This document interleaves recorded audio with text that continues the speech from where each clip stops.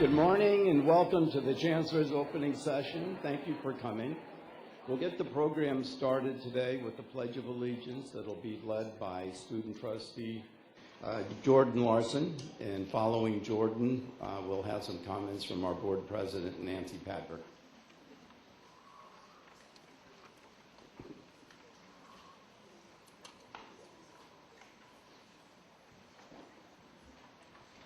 How's it going, everyone? If you could please address the flag. I pledge allegiance to the flag of the United States of America and to the republic for which it stands, one nation, under God, indivisible, with liberty and justice for all. Thank you. You may take a seat.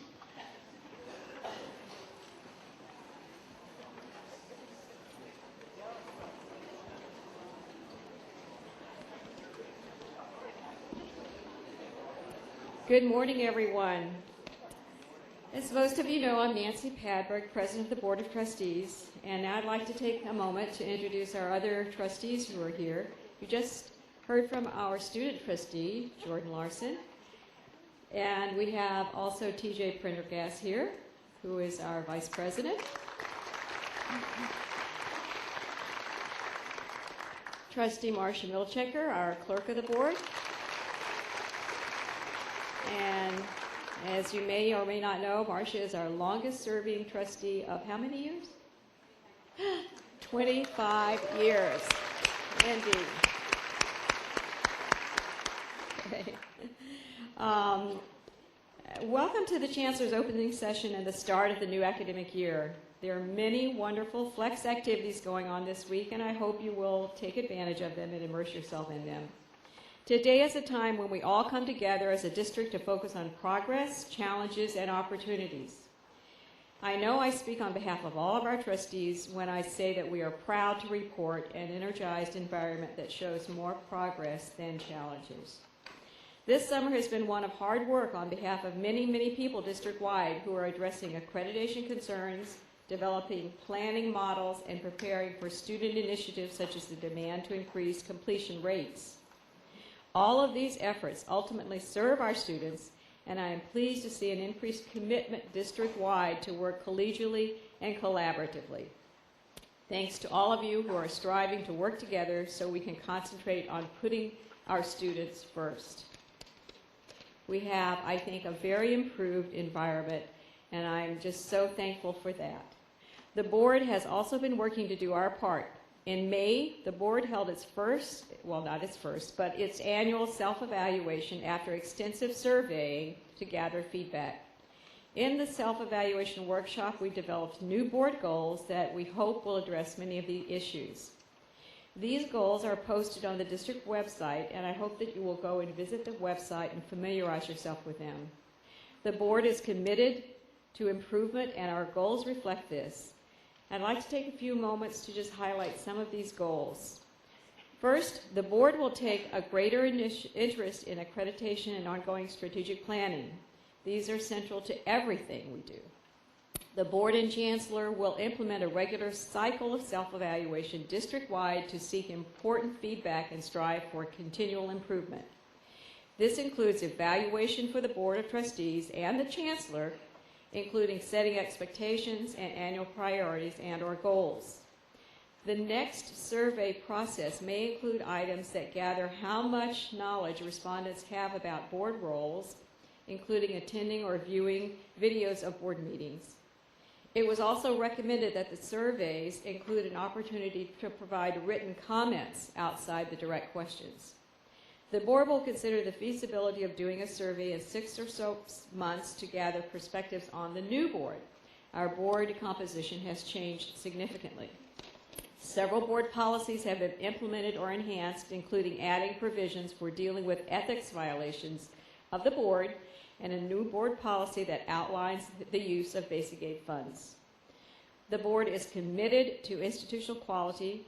This includes providing more opportunities to listen to faculty and staff, especially when it comes to student success and educational quality. We bear the ultimate responsibility for this and look forward to your presentations at board meetings to keep these values forefront in our minds so that when we make policy and fiscal decisions, that will be utmost. The board is committed to identifying communication protocols and expectations for trustee roles during board meetings and with college staff and community. We will seek opportunities to inform administrators, faculty, and staff about board roles, limits, responsibilities, accountability to the community, and the rationale for decision making. The board also recognizes the effect of its communications and leadership on creating an environment for safe, open, and professional communication. The board will also be involved early in the collective bargaining process in discussing and setting parameters. The board members should recognize that individual trustees need to avoid direct negotiating or appearing to negotiate with employees or their representatives. The board will ensure that there are opportunities for it to engage fully in discussions on policy issues. Staff will be encouraged to present reports in such a way that engage trustees in discussions, and trustees will ensure that meetings allow time for this. And finally, the board will consider progress on and achievement of these goals as a part of the 2012 self-evaluation process. It is our goal to match your hard work and commitment with a high level of support. We look forward to a wonderful semester and ongoing progress. Thank you very much. Have a great semester.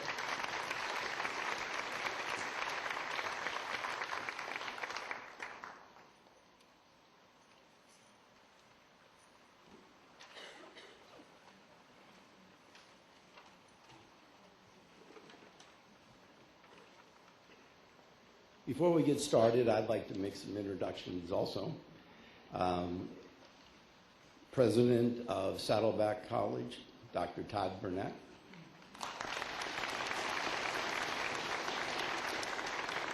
President of Irvine Valley College, Dr. Glenn Rockmore.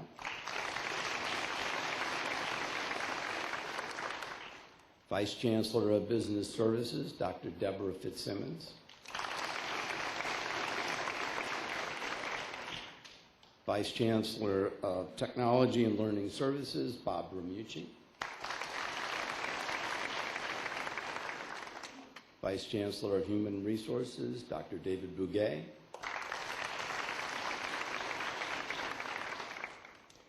Associate Vice Chancellor of Economic Development, Dr. Randy Peebles.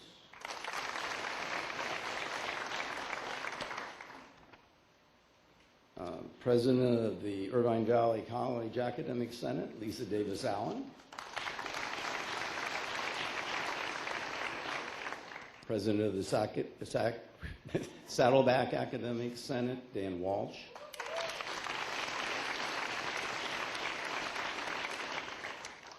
President of the Irvine Valley College Classified Senate, Dennis Gordon.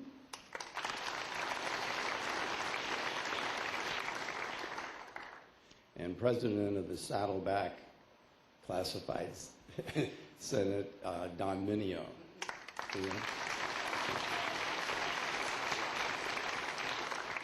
Okay. We also have a number of new faculty to introduce. I'd like to ask Todd and Glenn to come up and help me with this. Also, we have some new administrators and managers.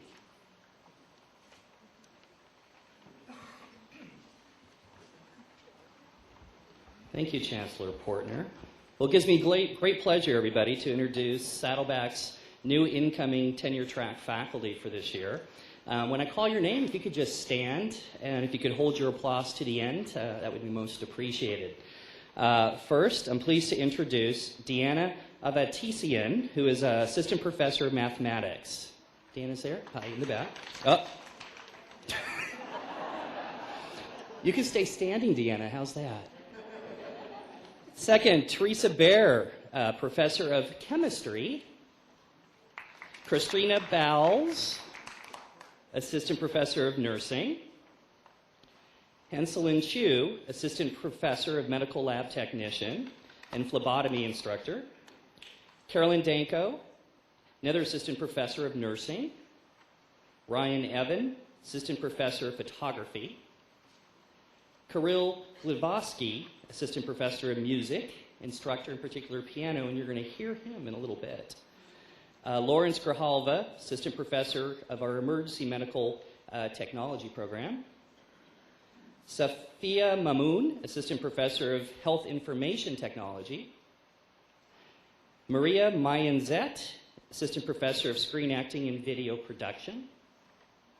Patricia McKinley, Assistant Professor of Nursing. Jedrick Mularski, Assistant Professor of World History. Candy Nelson, Assistant Professor of Nursing. Lucas Ochoa, Assistant Professor for Speech and Forensics. Stephen Robertson, Assistant Professor for Speech and Forensics. Penny Scaff, Assistant Professor and Matriculation Coordinator and Counselor. And finally, Colin Williams, Assistant Professor and Counselor of Veterans. Let's have a nice round of applause for Saddleback's new faculty.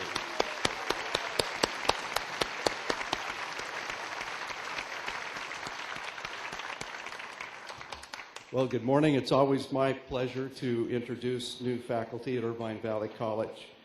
Let's try what Todd had established here. It seemed to work pretty well. First of all is Brittany Adams, Associate Professor of History. Next is Cheryl Delson, Assistant Professor, Librarian. Scott Grabow, Assistant Professor, Theater Arts.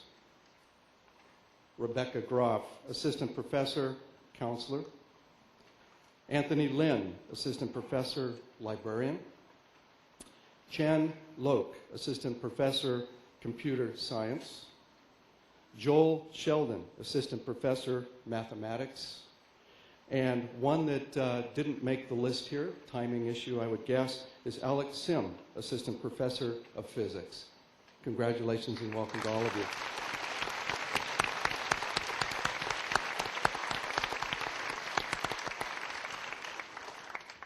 Okay, we also have some new and reassigned administrators and manager appointments.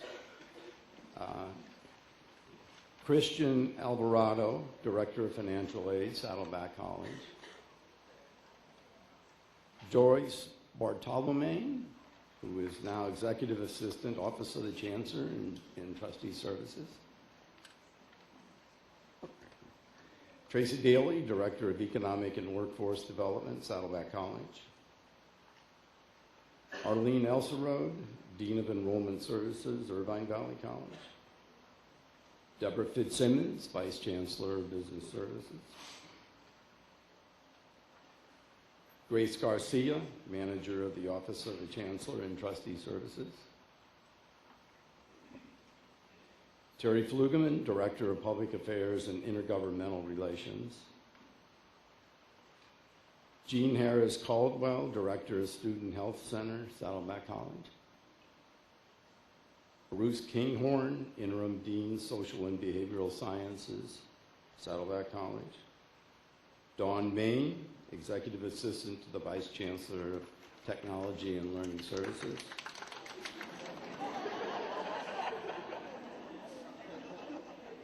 Dawn, by the way, received an award for being a Classified Employee of the Year at Irvine Valley College just yesterday.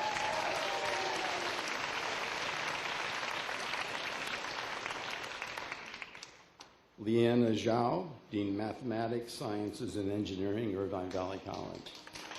Thank you.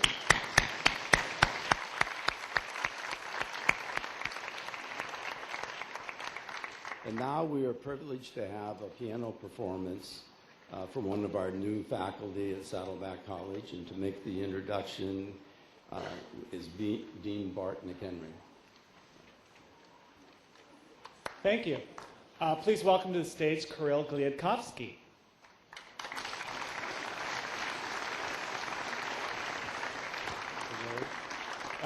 Kirill is, as you just met, one of our newest faculty members in the Department of Music. He's originally from Russia. He studied at the Tchaikovsky Conservatory, which is a very renowned conservatory for piano in Russia. And then when he was 22, he came to the United States. He ended up getting his doctorate from USC. He ended up teaching at USC, at Santa Monica College, at Pepperdine University, and most recently at Southern Utah University, and we are thrilled that he's now here at Saddleback, and he's going to give you a glimpse of his upcoming concert that's going to be the last Sunday in September on the 25th at 3 o'clock. I invite you all to come to that, and I invite you all to take a piano class from Kirill. Kirill, tell us a little bit about what you're going to play for us today. Thank you, Bart. I would like to present two song transcriptions by George Gershwin. And these were published after his death, and they're becoming more known now, and I think they deserve to be played more often. The transcription means that there was a song, and then it was transcribed for piano. So it belongs to two worlds, vocal and piano world. It's not merely a song arrangement, but he added quite a few piano passages to that.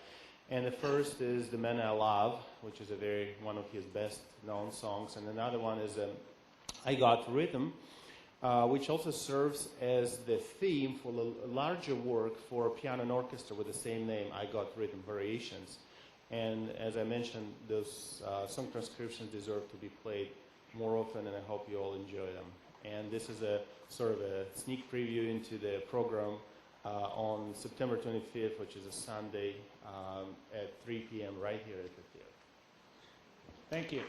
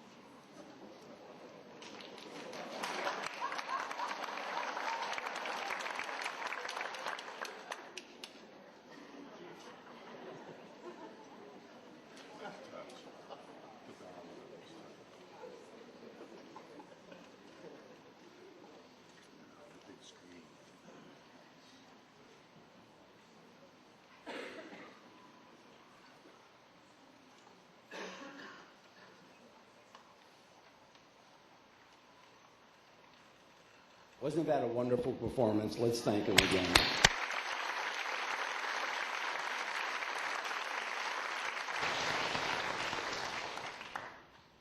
First, let's talk about the Chancellor's opening session itself. This is one of the few opportunities that we have to come together as a district and talk about issues that have district-wide significance. In the past, we've had 2 of these events each year. One, like today, at the beginning of the fall term, and one at the spring at the beginning of that term. After much thought, I've decided to reduce that to just 1 a year. Now, I know you're all disappointed by that. And what I'm hoping to do is to give a lot more flexibility at the college as you plan your Flex Week activities, and I know that this gets in the way for the planners.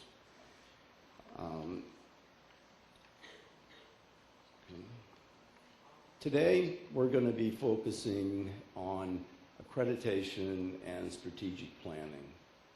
And there's quite a bit of detail. It's dry, I know. But it's important nevertheless, and I think it's important for all of you to just at least hear what's going on so that you'll know. I've been Chancellor now for about 9 months, and I really believe we've made a lot of progress during that time.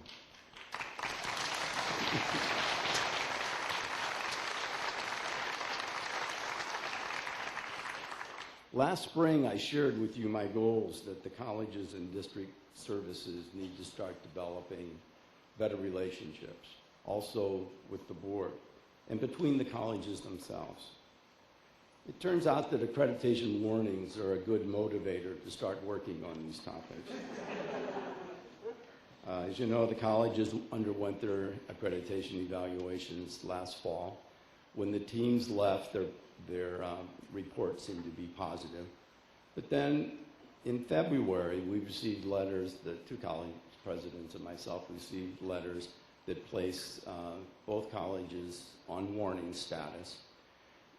And that had to do with about 6 district-wide issues and 1 issue related mainly to Irvine Valley College that they're addressing. It did come as a surprise, I think, at least for some of us. I know some faculty that talked to me, they weren't surprised, but I think I was. But it does serve as a wake-up call to get some things done, especially when it comes to district-wide planning.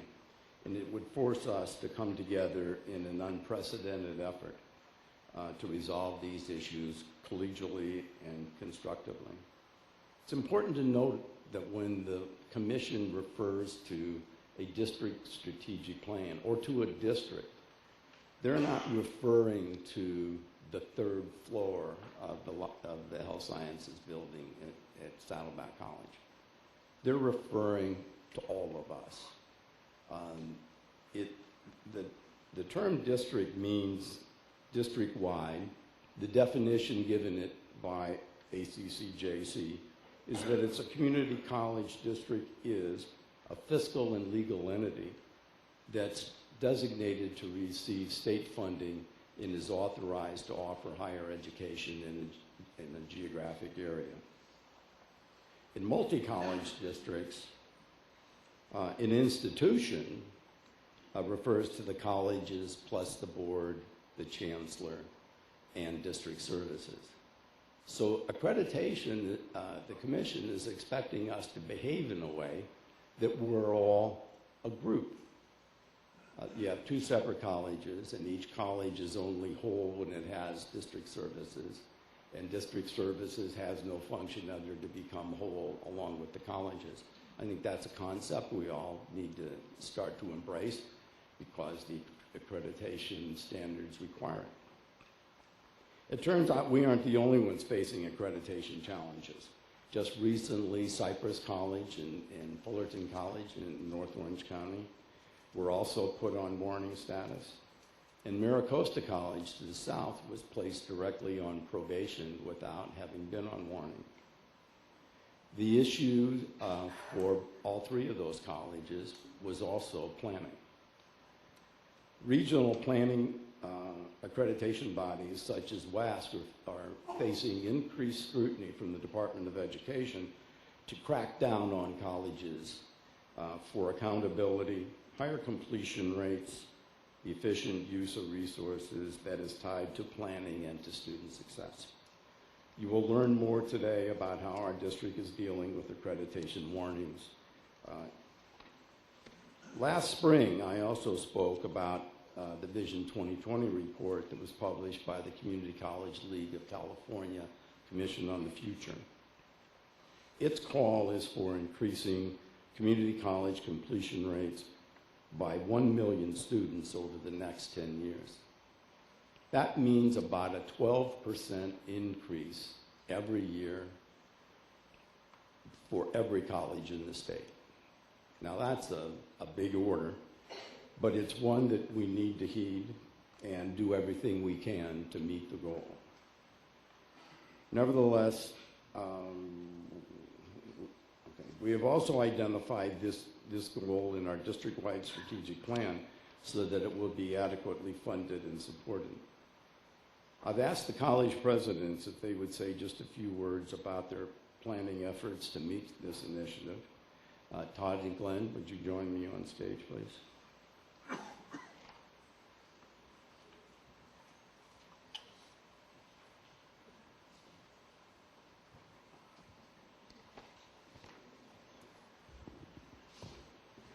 For starters, Chancellor Portner and our Board of Trustees, I want to thank you very much for taking this topic so seriously for our district and for each of our colleges. This is what we all came to Saddleback Irvine Valley College in this district and to being higher education all about, and that is to help our students succeed. So being on my 4th year here, I'm thrilled that our board and you are taking this seriously and joining with us to make progress going forward. So with that said, I'm going to talk to you a little bit about Saddleback College's thoughts about student success and where we're going.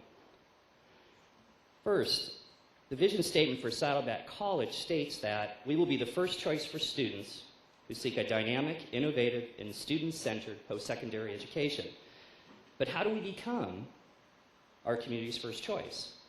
The most important way is to provide students with the best services to succeed. What is student success? Well, there is a growing consensus across the nation that we must increase our completion rates, namely degrees, certificates, and transfer. Our president has called upon the nation to increase community college completions by 5 million by 2020. Our former and current governor, legislature, state chancellor have strongly indicated that our community colleges must focus attention and resources on expanding completions. State and national organizations have provided countless data, policies, and recommendations for significantly increasing degree, certificate, and transfer attainments.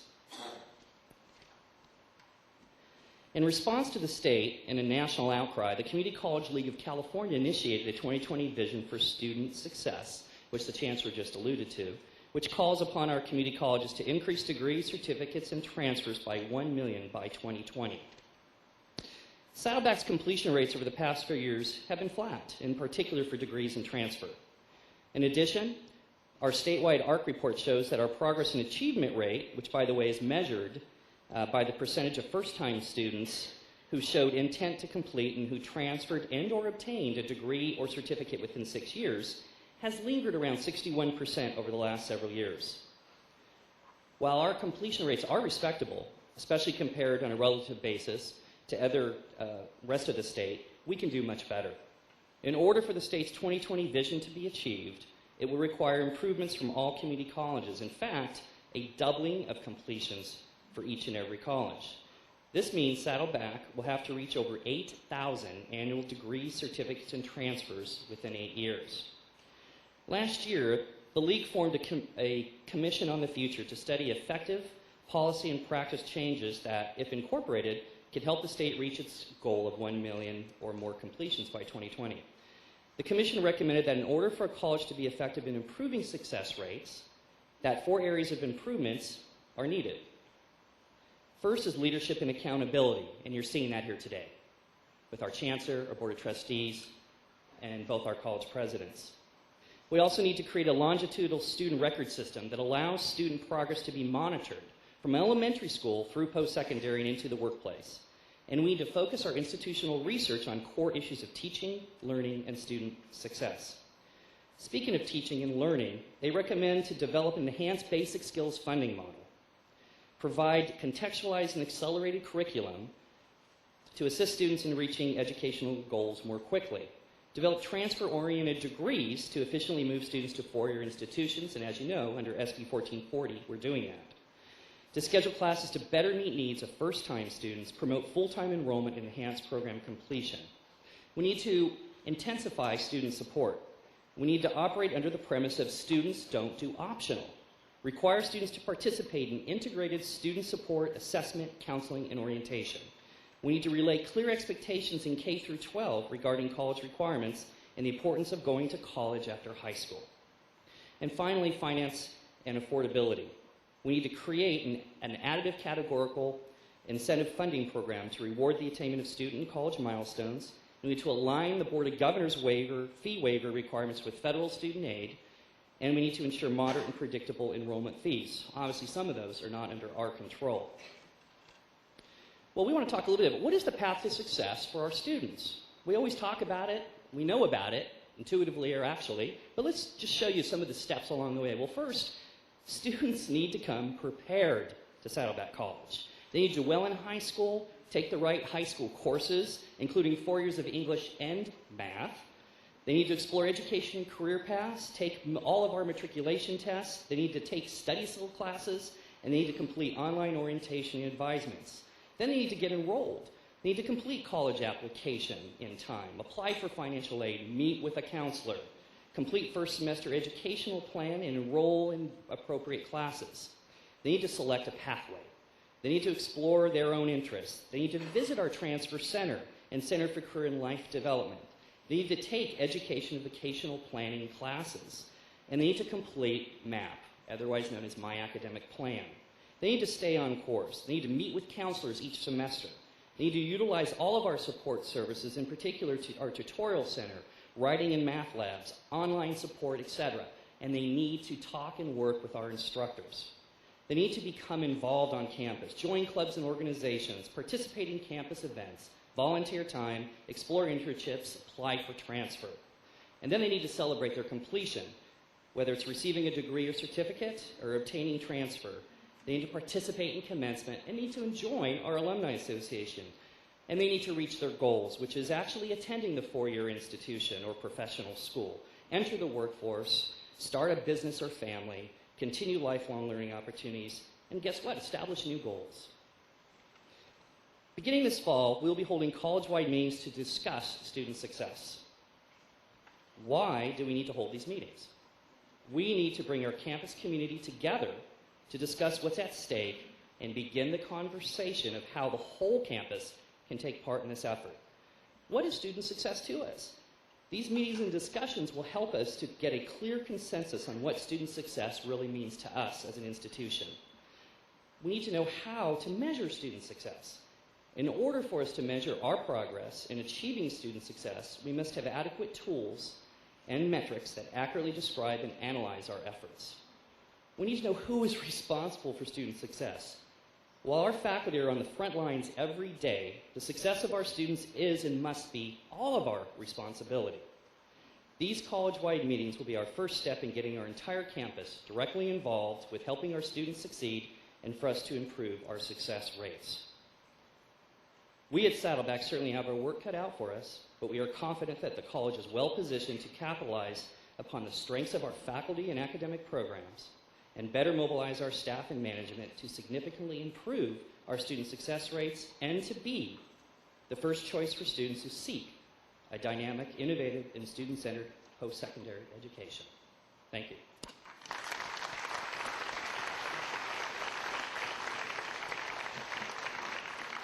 Now I'm pleased to introduce my wonderful colleague, Dr. Glenn Rockmore.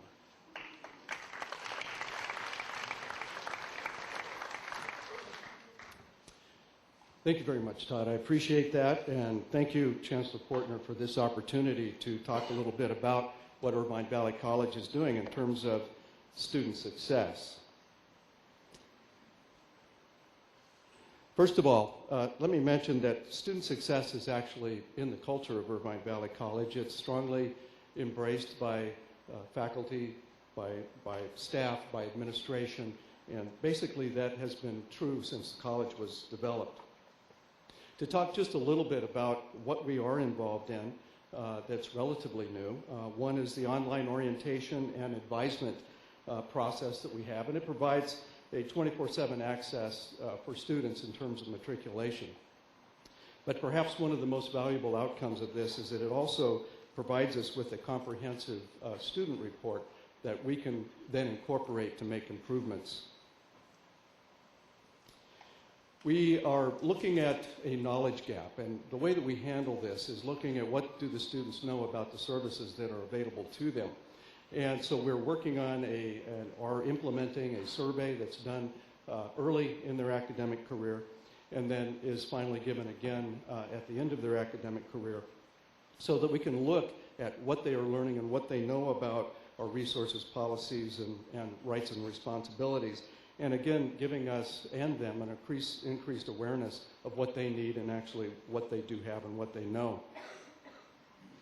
In our counseling department, we have, I would like to just highlight two innovative programs that we currently have underway. The first is the College Success Learning Community.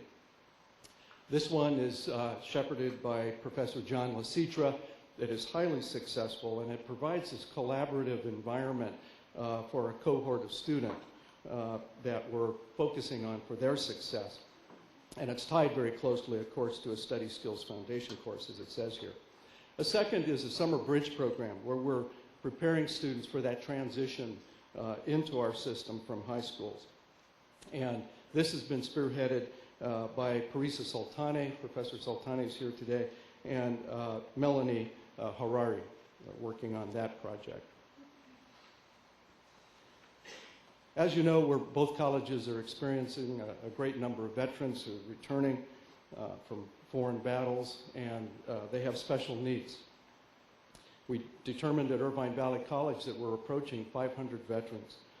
It's important for us to provide an environment for them to be successful so that they can make that important transition from the military to an academic environment. In fact, it's been shown that the college education or college environment is key to their success of trying to avoid post-traumatic stress issues that they may have.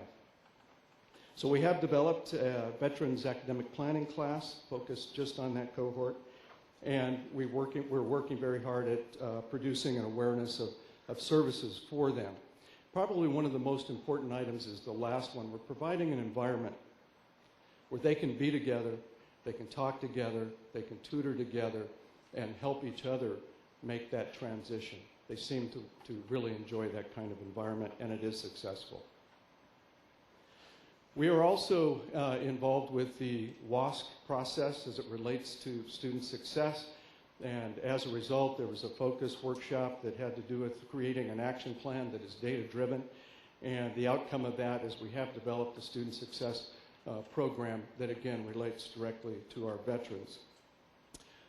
Our counselors, Michelle Sharp and Robert Melendez, are heading that program for us. We're also working on and have developed, actually, the SSOs. Of course, this is the non-instructional equivalent to the SLOs that we're all very familiar with. That department is looking forward to the 2012 deadline. We've already implemented a track DAP process, and of course that links our student services data with the institutional SLOs. In our tutoring center, of course, this is an area that facilitates and empowers students, builds skills, and helps increase successful completion. This is something that we all know, but we are busy strengthening this program. Brand new is our Language Acquisition Center. This is one that produces an innovation here that brings together English-speaking students that are seeking foreign languages with foreign language speakers who are trying to learn English. That synergism is turning out to be highly successful. We've created a new space that is just now open this fall. We have a Mathematics Success Center that is now staffed with a new full-time faculty member to help us coordinate and supplement the Success Program.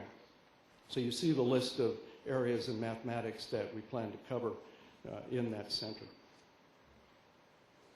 We also have a very important ESL diagnostic program for the placement of non-native English speakers into the correct course. This is a very, very important program for us. It's headed by Brenda Boron. Professor Boron, along with Bill Etcher and Kurt Meyer, are working very, very hard at making sure that our students are placed in the correct courses, and that, of course, that directly relates to their success ultimately. This, in fact, is a state-recognized program that's been developed by IBC. And that does it for us, and appreciate the time, Chancellor, to talk about student success.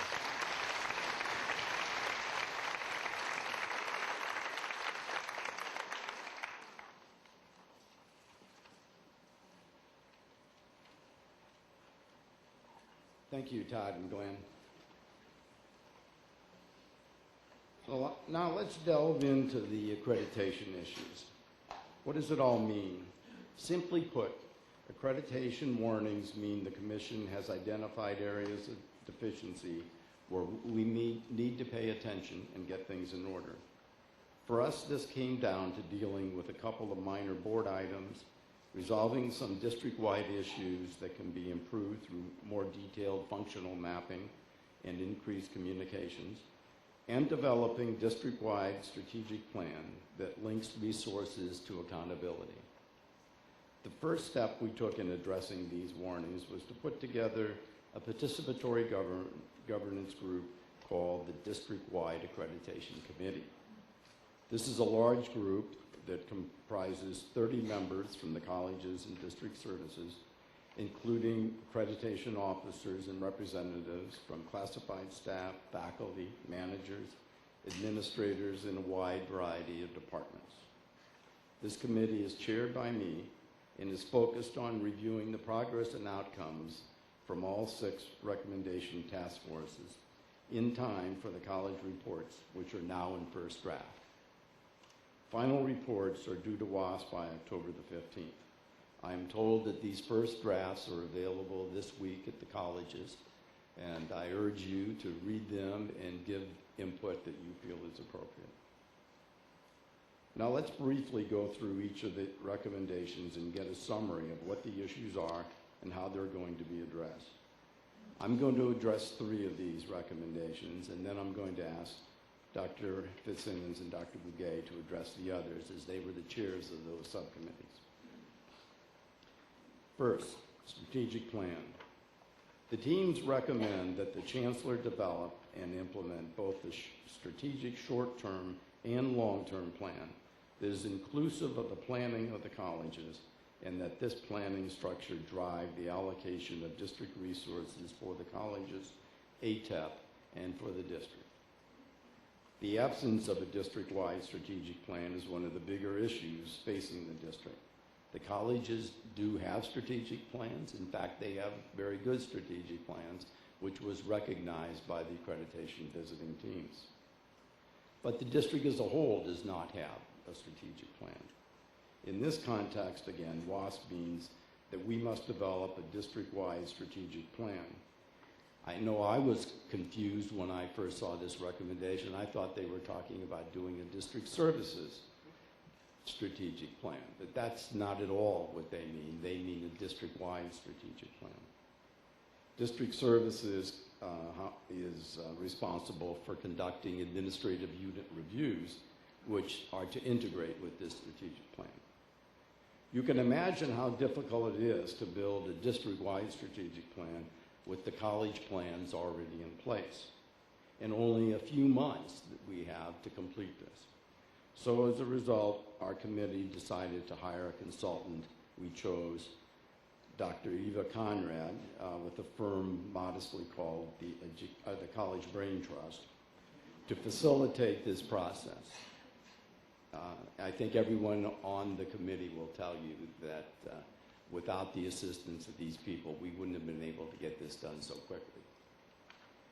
In her previous life, before consulting, Dr. Conrad was an award-winning administrator a president of Moorpark College, and had 20 years of community college teaching experience.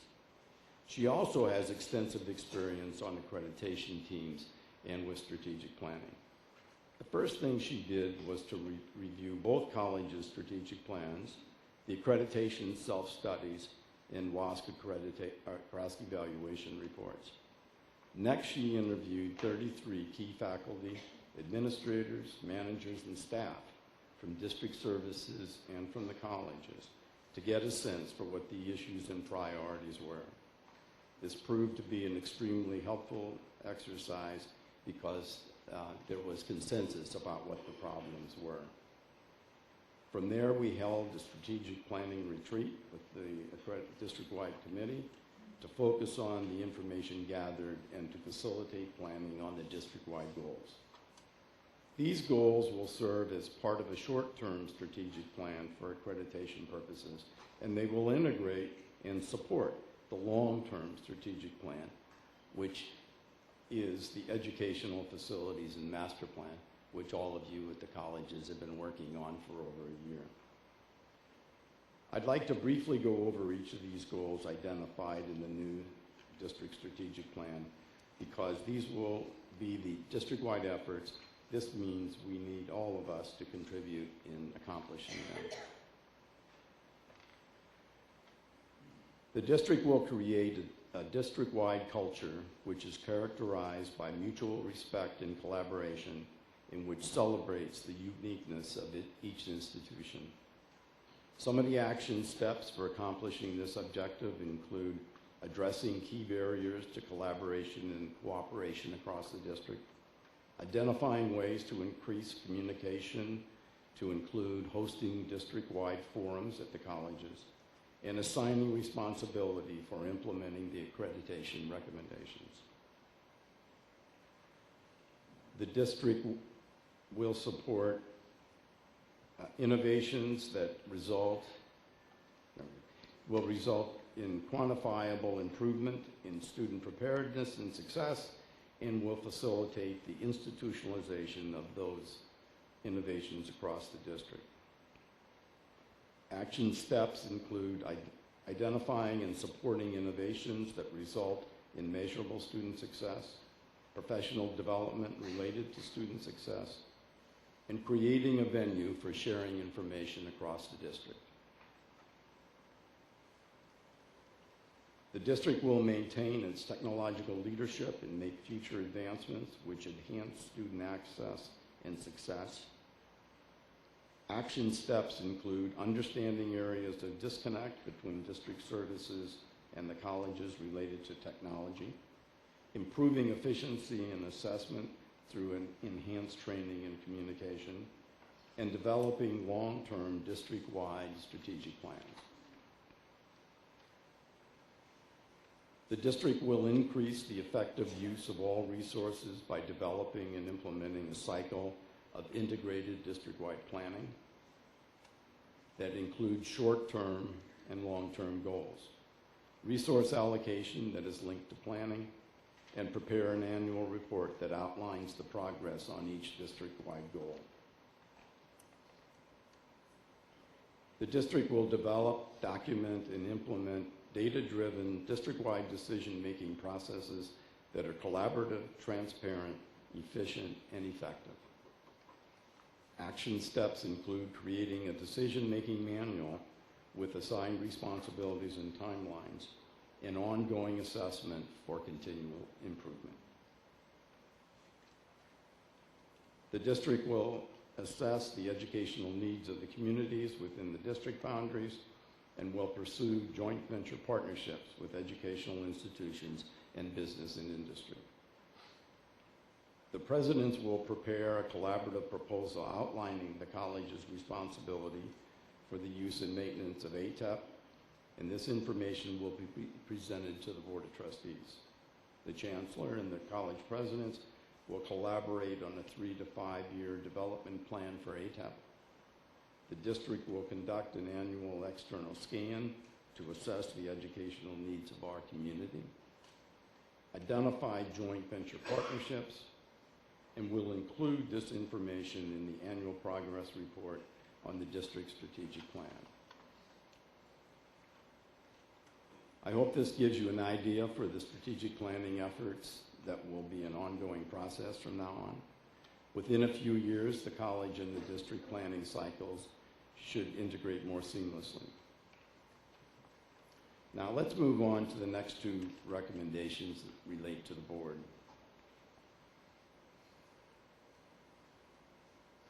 The teams recommend that the Board of Trustees widely communicate the results of its self-evaluation process annually and use this as a basis for improvement. Trustees have somewhat regularly conducted self-evaluations of their performance in order to address and assess effectiveness, and they set board goals. Unfortunately, though, these efforts that occurred in the past were not widely disseminated. In the spring, the board conducted 3 surveys for the purposes of evaluation. First, each board member completed a self-evaluation survey. Second, the members of the Chancellor's cabinet, administrators, managers, faculty, and staff who regularly attend board meetings and observe the board in action completed a survey. Third, all employees district-wide were sent a survey about the board. First, the results from these surveys were compiled and shared with the board. The board conducted its self-evaluation workshop on May 14th. The meeting was publicly announced and participation was encouraged from all. The workshop was facilitated by Cinder Smith, formerly a board relations specialist with the Community College League of California. The results of the board self-evaluation were sent to every employee's email and are also posted on the district website and the district accreditation SharePoint site. During the workshop, the board analyzed and discussed the survey results and also developed goals for 2011-2012. Many of the goals fit within the work we are already doing on accreditation, but I'd like to take a moment to draw your attention to one of these goals. The board will strengthen its role in becoming knowledgeable about, setting standards for, and monitoring and discussing student success and educational quality. Efforts will include understanding and monitoring the processes used to ensure quality. The Chancellor will present proposals for board presentations. This is an important one because it is designed to help board members become more familiar with our educational programs, with student success, institutional quality, and accreditation.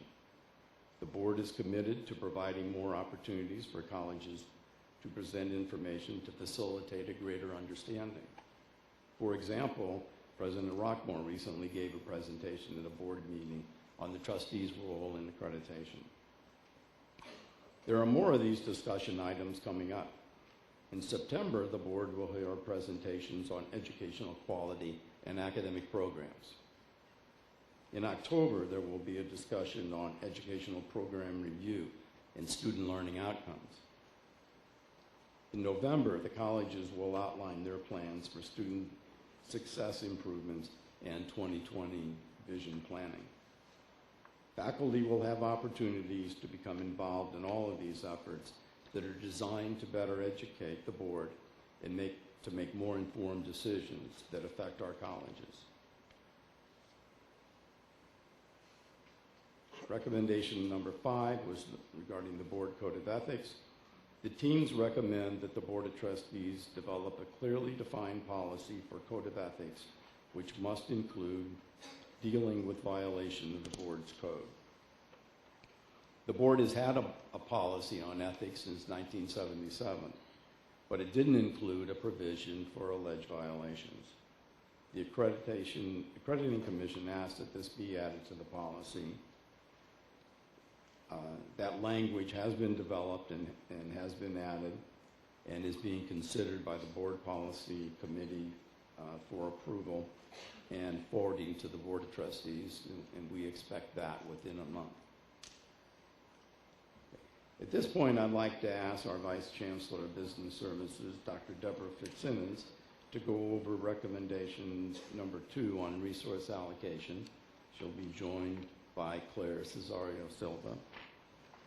When they're done with their presentation, then Dr. David Bouguet will discuss communication and functional mapping.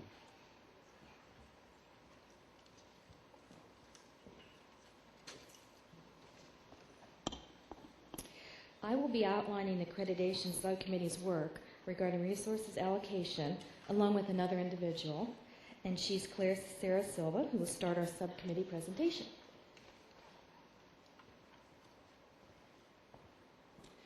The second recommendation addresses resource allocation. And the recommendation reads, the teams recommend that the district and the colleges develop and implement a resource allocation model driven by planning and includes all district funds and is open, transparent, inclusive, and that is widely disseminated and reviewed, evaluated periodically for effectiveness. To address this recommendation, the task force began by evaluating our current resource allocation models in an attempt to pinpoint the main problem areas that led to us receiving this recommendation. A resource allocation flow chart was then developed, which clearly shows the sources of income for the district, as well as the ways the resources are allocated out to the colleges. This includes the DRAC model, which allocates money to the colleges based on SB 361, which is essentially the same method by which other community colleges receive their funding from the state. And then the remaining funds are designated as basic aid funds, and these are allocated by the Board of Trustees for specific projects. The devised flow chart that the task force came up with is meant to make the district's budget completely understandable to all employees within the district, and it's going to be widely distributed and will actually become part of the yearly budgets that are produced by the colleges. The primary primary finding of the task force was that overall the colleges are satisfied with the DRAC model and how it is administered. It was understood by employees and seemed to be a pretty straightforward allocation of funds. It is, however, the basic aid allocations which seem to be more problematic, and the process for prioritizing projects was often labeled as mysterious because of the inconsistency in which kinds of projects could be funded through basic aid and because of the lack of transparency in the decision-making process. To address these findings, 2 things were proposed and have been acted upon. The first was the creation of Board Policy 3110, which is the allocation of basic aid funds policy, and this clearly defines the purposes of basic aid funds. And the second was the development of a related administrative regulation which clearly delineates how resource allocation decisions are linked or will be linked to planning, such as the new strategic plan, district-wide strategic plan that was developed in relation to recommendation number 1. Now I'm going to turn this back over to Vice Chancellor Fitzsimmons.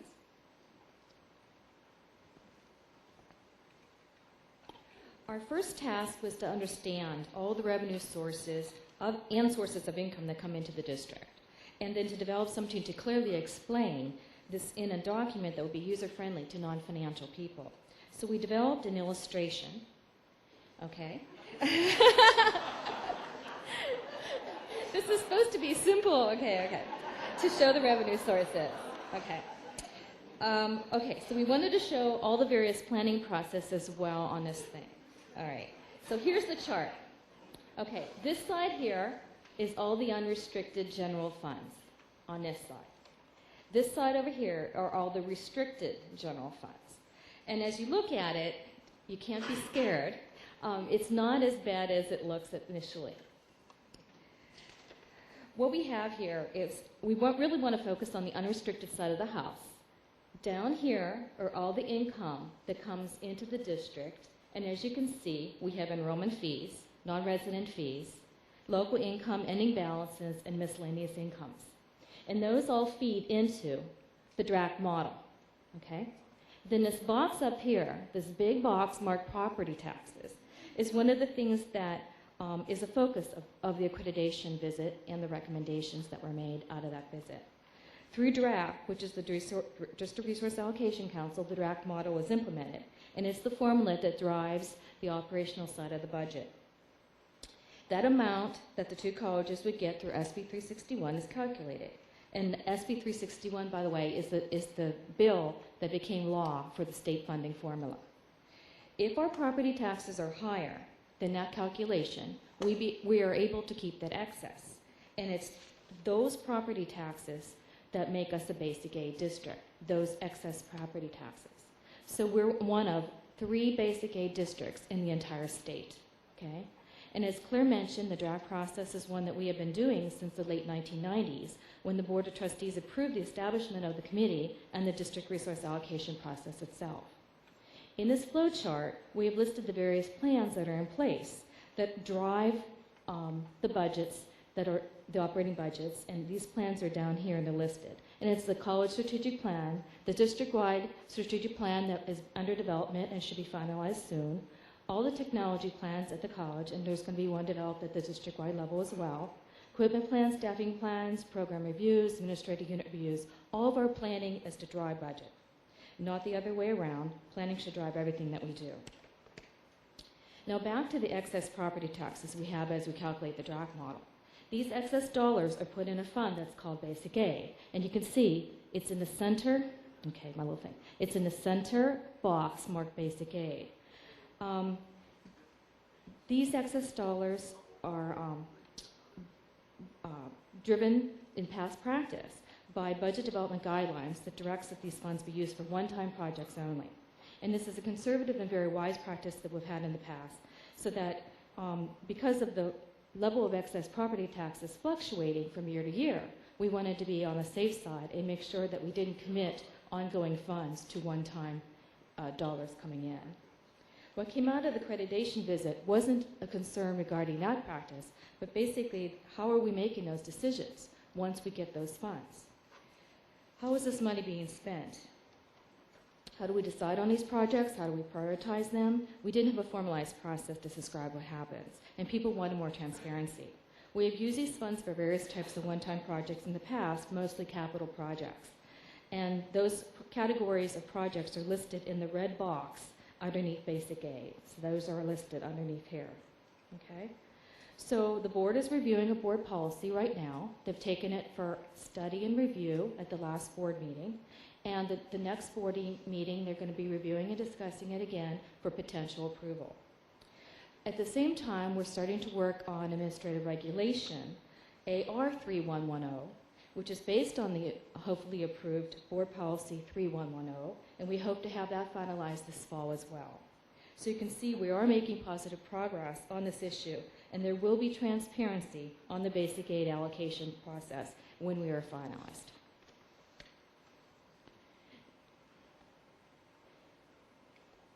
Here's the left side so you can sort of focus on it. And then here's the right side, which is all the restricted funds. The right side of the flow chart shows the restricted funds. And those funds are for very specific purposes. They come into the district for purposes such as federal grants, state categorical grants, and other types of grant funds. Some of them are even local grant funds. 2 examples of these within the colleges are DSPS and EOPS programs. In summary, the purpose of the flow chart was to help us educate and demystify the budget and our resources, and to show where the resources go and that plans are to drive our budget decision making. There's still a lot of work to do, and only during the next few years of implementation will we be able to ensure that we are using our planning and processes to drive our budget decisions, and then get feedback to adjust our process accordingly. The subcommittee also did a few other things to make budgets more clear and transparent and understandable. And we created a definition of term sheets to go along with all the flow chart. So each one of those boxes and things that you saw labeled on that flow chart have definition of terms. And they're in very user-friendly definitions. We also created a funds table that shows all of the funds in the district. People were very confused about the various funds. It's funds accounting. And so this table shows all the funds in the district. Some of the, they're labeled Fund 1, Fund 40, that kind of thing, and we describe what they all are. So they're all going to be available online on your SharePoint site, and you can access them. You can also have your own set, just printing them off, and they'll also be included them in the final budget packet moving forward. The final budget packet, after it's reviewed and approved by the board, is then posted on our public web page. So this is going to be available for the community, and it's going to be very open and available to the public. If you have any recommendations or questions after you look at all these materials, please don't hesitate to contact us in the committee. Again, look for recommendation number 2, which is the resource allocation on the SharePoint site. Thank you very much.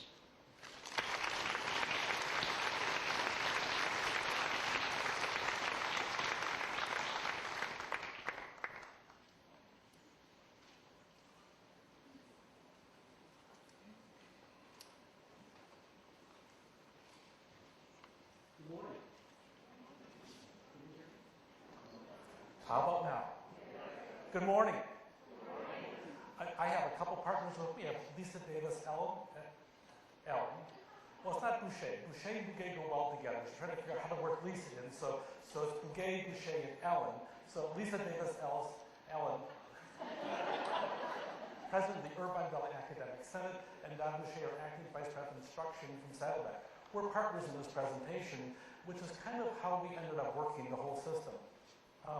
You'll see that the recommendations, that on communication, the recommendation itself identifies several issues. The teams recommend that the college, district administrators, faculty, and staff develop a communications process among the entities on key issues of district-wide concern, including academic calendar, planning, ATEP, technology and building priorities.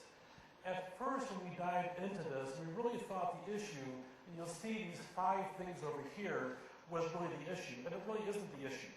The issue is really the first part of the recommendation. If you read up there, develop a communications process. We weren't communicating well as a district, and the committee, we had several discussions on it, and the truth of the matter is they're kind of brutal.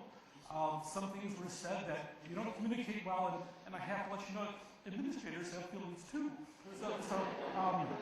But by the time we're done, we have a system. Now, the system is nothing more than a system, and the system is really populated by people. At the end of the day, we have a great system, and you're going to see it, but we as people need to communicate back and forth. It's just a matter of district services need to do a better job at letting people know what's going on, and you'll see the system we have for that. But the other part is, if we communicate something and you don't understand or have a question, you need to communicate back and say, I don't understand the process, and we'll work on that. So with that, the second one is a thing called functional mapping.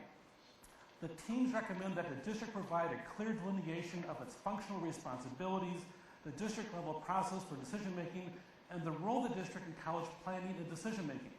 The district should perform a regular review of district committees, conduct an assessment of the overall effectiveness of services to the colleges, and communicate the results of those reviews.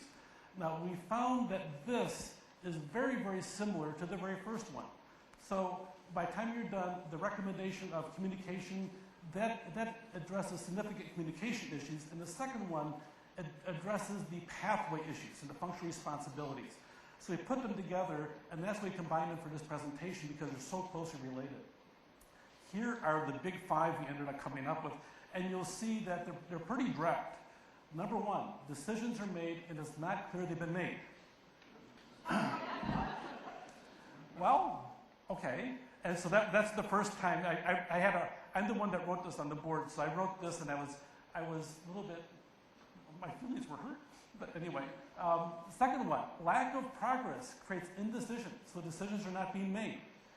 We're higher education. This is pretty normal for us, isn't it?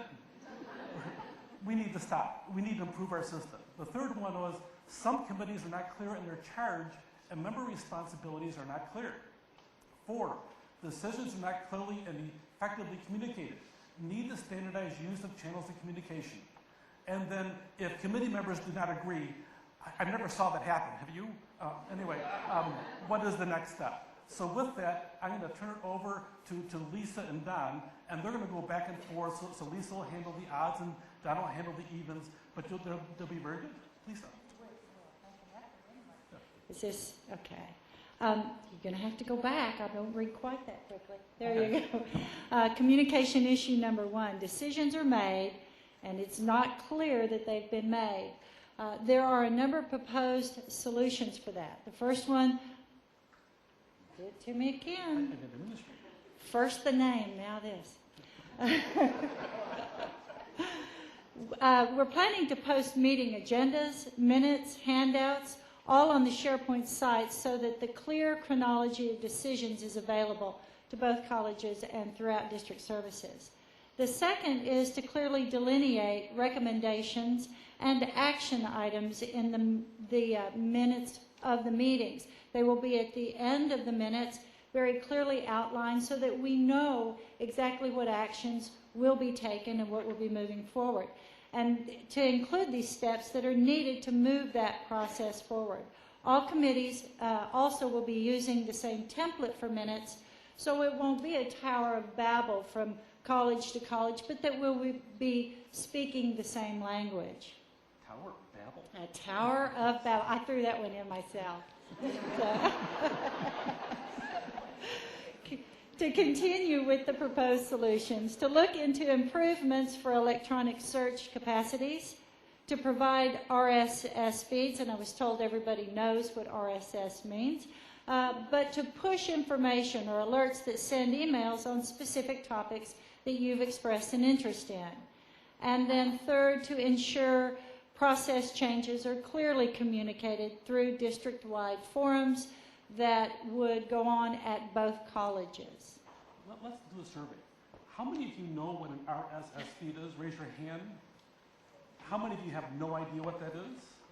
Cool. So this is called communication. Okay, We're going to practice this now. Well, there's 3 of us, so we'll say all 3 words. Really? Simple. Syndication. There you go. And that means so much to you, I know. What an RSS feed is pretty much if you enter a topic into an RSS feed, let's say it's ATEP.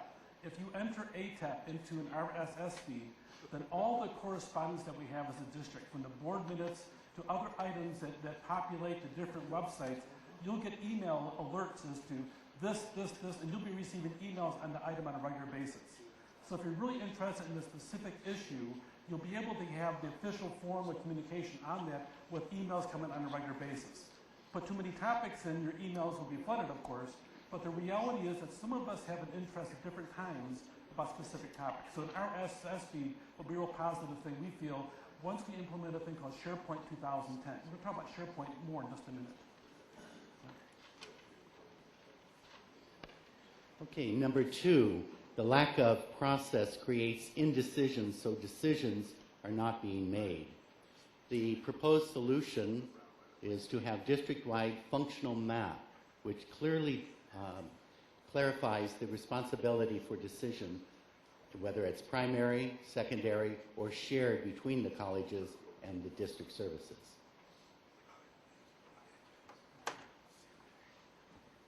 Communication issue number 3. Some committees are not clear on their charge and member responsibilities are not clear. The proposed solutions first are to update and maintain a list of district-wide committees. That list will be available on the SharePoint site, and that will include committee charge and scope. Secondly, will be to define the responsibilities first of the committee at large and then the chair and the membership. And the membership will be defined by position rather than simply personality.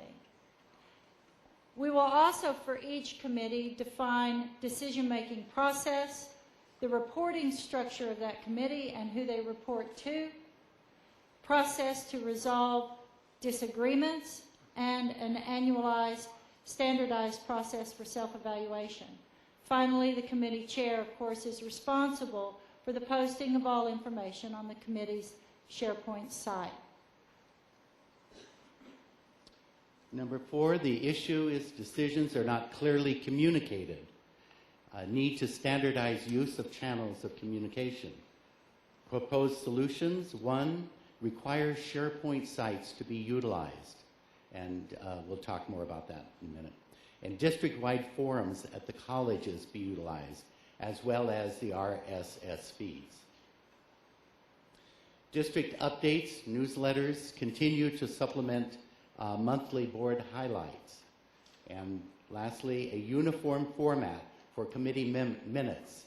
And that format should include specific recommendations and decisions that were made during the meeting, a summary of outcomes of the meeting, as well as action items for the next meeting.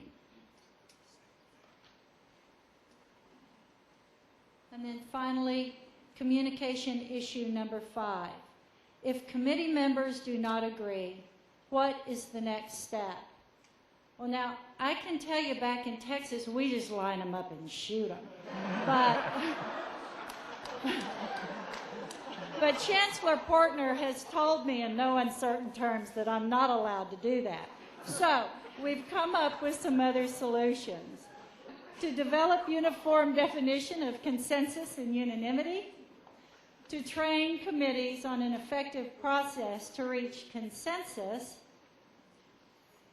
to build into the decision-making process the steps to resolve disagreements so that the stall tactics do not impede progress. And of course, that takes me back to my solution number 1. And then finally, establish a district-wide code of conduct. And I believe both colleges currently are working on civility documents and having discussions on that.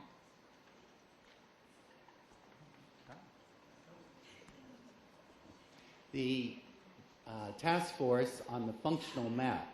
One district-wide functional map describes the different roles by specific accreditation standards between Saddleback College, Irvine Valley College, and district services. And this map will identify, define, and clarify the reporting structure of district-wide committees. And finally, define consensus, councils, and task force. There are now SharePoint sites, as I mentioned earlier, for each of the district-wide committees, councils, and task force. You can access these through the address that's given here on the screen.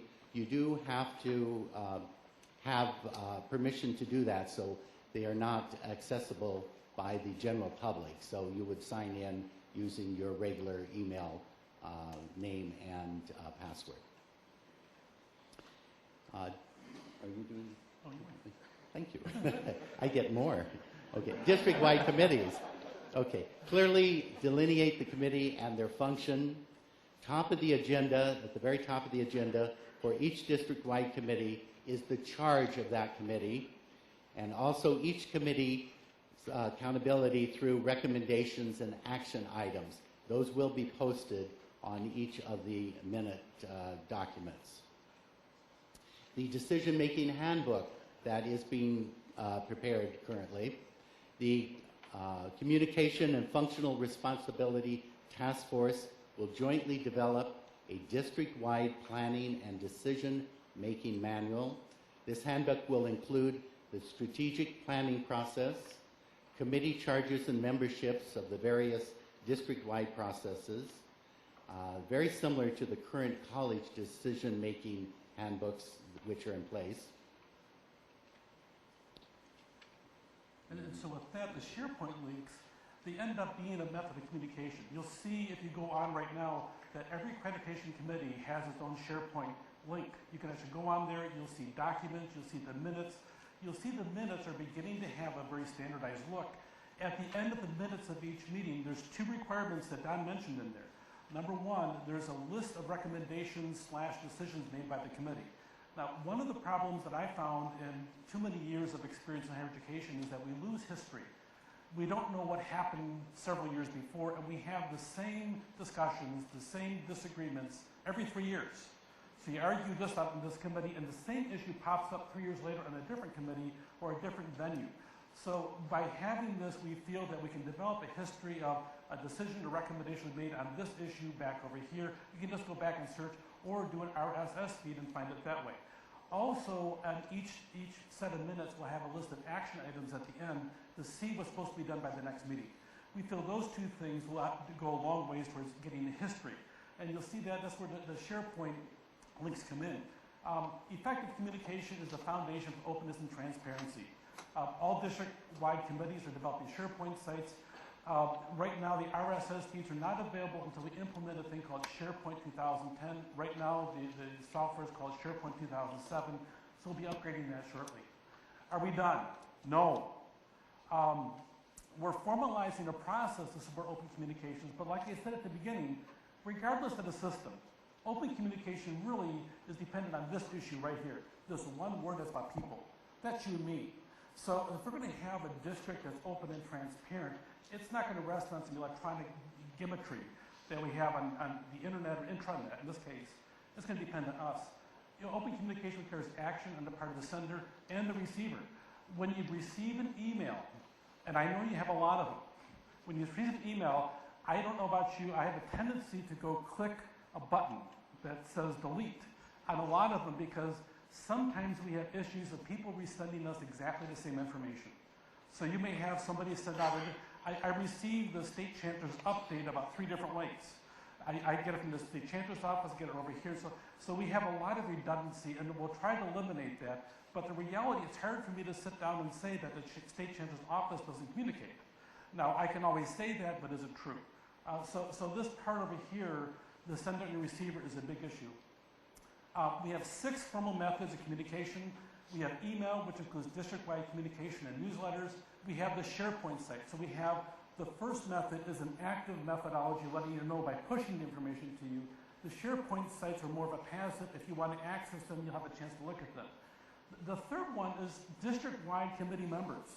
When we have a participatory governance process, those committee members, they're there for a reason to represent a certain group.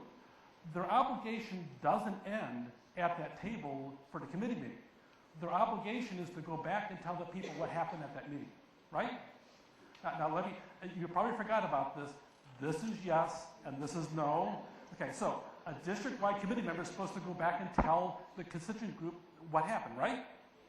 Oh, good, okay. And then we're going to also have a district-wide forum, which I think is kind of fun, where twice a year the chancellor tends to go out into the colleges and have forums and talk and get feedback also. Standing reports.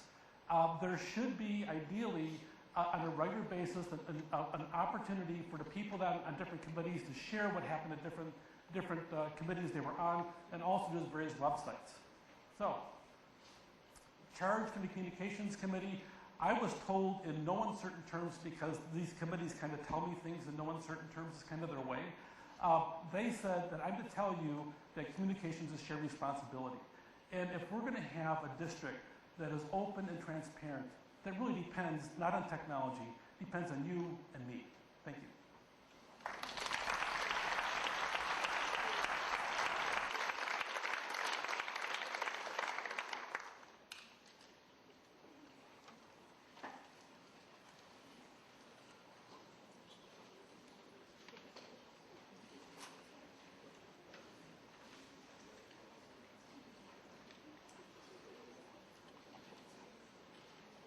I'd like to take an opportunity to thank all the professionals on these committees who have spent so many hours researching and brainstorming outcomes in order to make progress on these recommendations.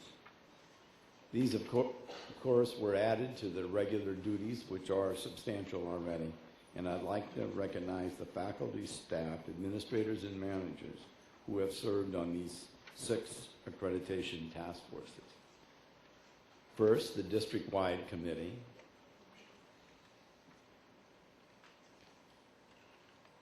The strategic planning committee. Resource allocation. The board self-evaluation. Communication. And functional mapping and decision-making.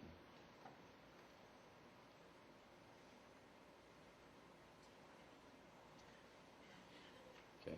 Would those of you in the audience that have served on these committees please stand and be recognized? Let's give them a round of applause.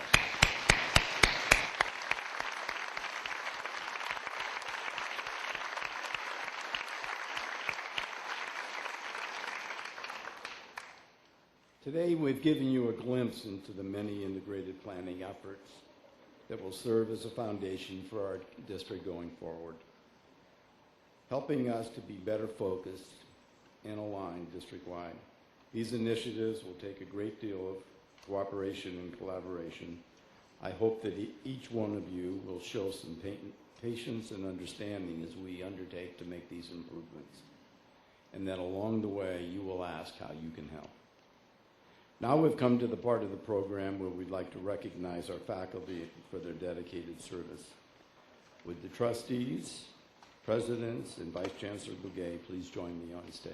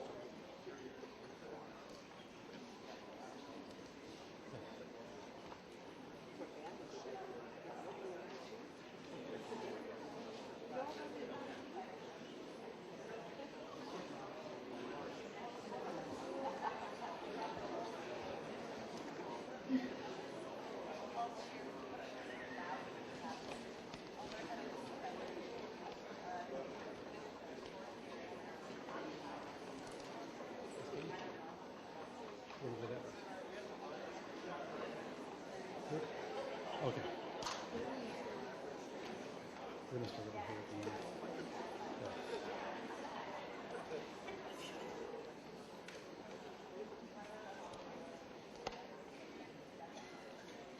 We have several people who have served our district in various capacities over the years.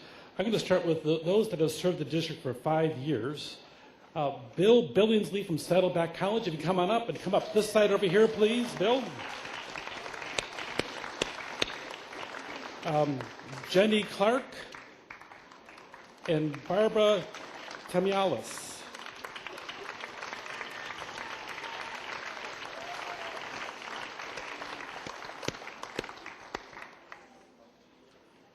Hey, Bill. Good to see you. 6 years. Bill said it's 6 years. Cool. And those serving for 10 years. From Saddleback College, David Francisco.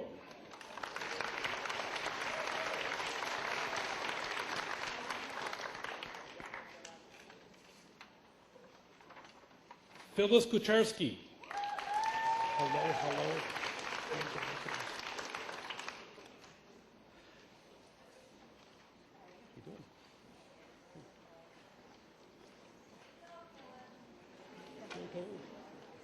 Congratulations. Good.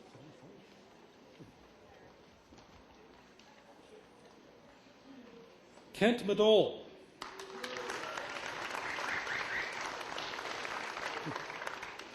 Kurt Meyer.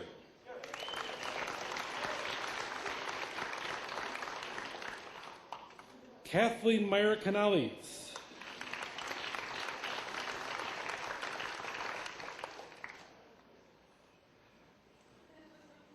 Congratulations. Congratulations. Thank you much. June Milovich.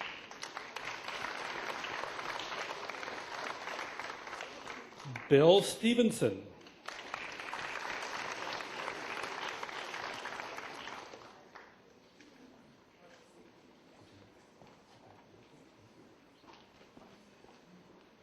Rita Tammer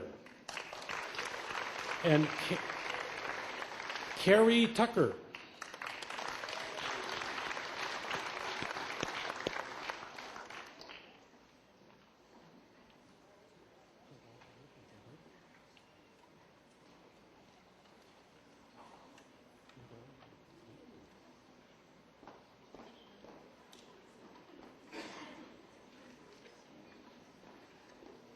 And the following are those that have served in the district for 15 years.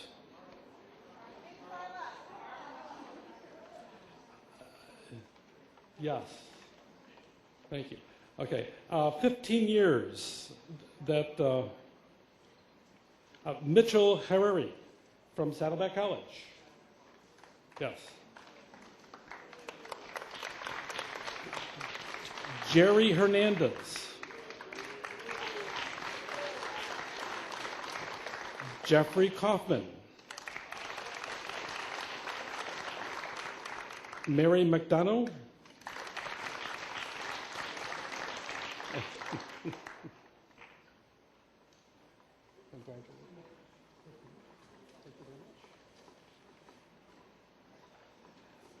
Catherine Milistanigas from Irvine Valley. Diane Pastalacci from Saddleback College.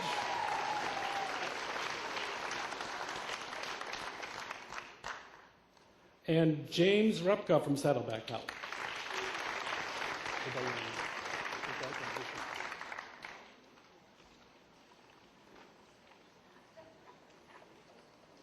Okay, and 20 years. 20 years of service from Saddleback College, Douglas Barr.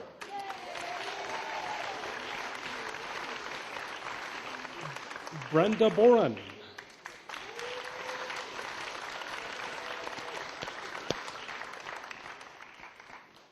And Mariana DiSarchacho. Hopefully didn't hit her name too much.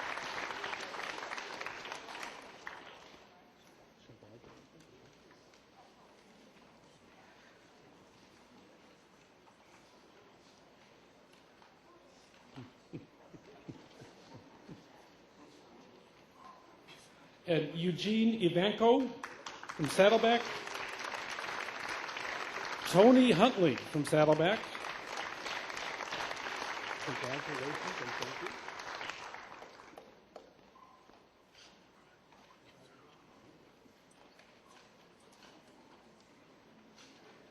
John Licitiero from Irvine Valley. I think I missed it. And Beatrice Zen from Irvine Valley.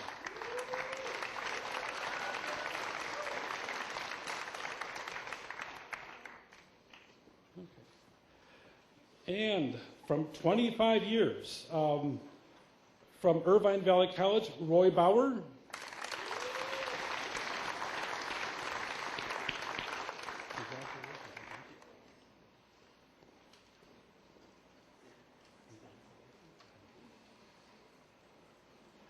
Wendy Gordon from Saddleback College. Chris Hogstedt from Irvine Valley College.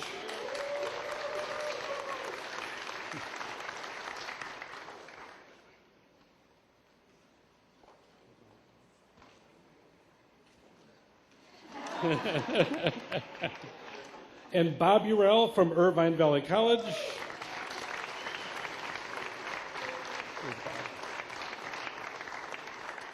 Oh, there you are. And Ken Woodward from Saddleback College.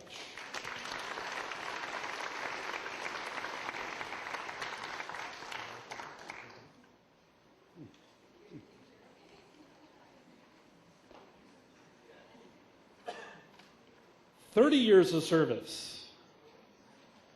Peter Borella from Saddleback College.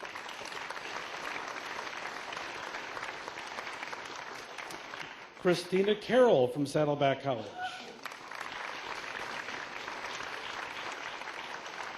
Bob Cosgrove from Saddleback College.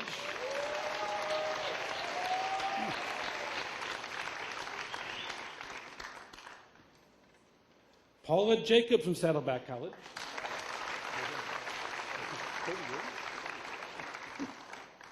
And Pat Sullivan from Saddleback College.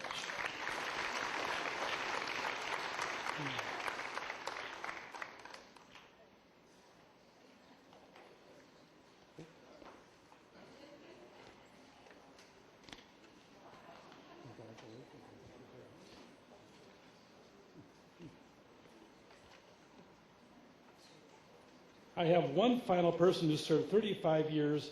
Just for your point of information, we did have somebody ask their name not be read. That was not a mistake, so in case you're wondering. But with that said, Dixie Macero, 35 years of service at Irvine Valley College.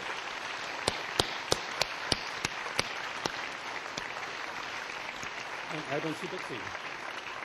Okay, so that's it. Thank you very much. Chancellor Portner.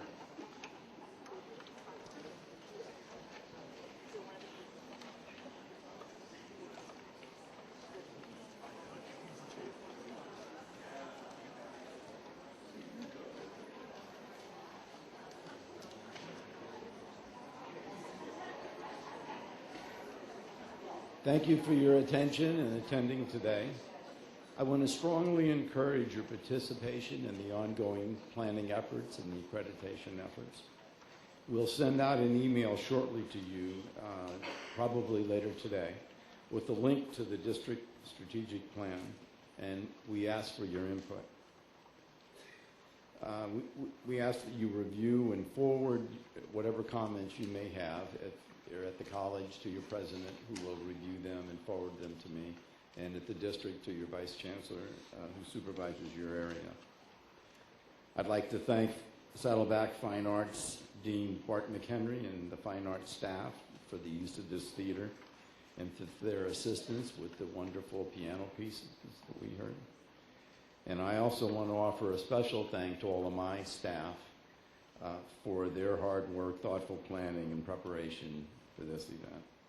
Finally, I'd like to close today's session with a short presentation that focuses on one aspect of student success in our district. Thank you for your contributions and have a wonderful year.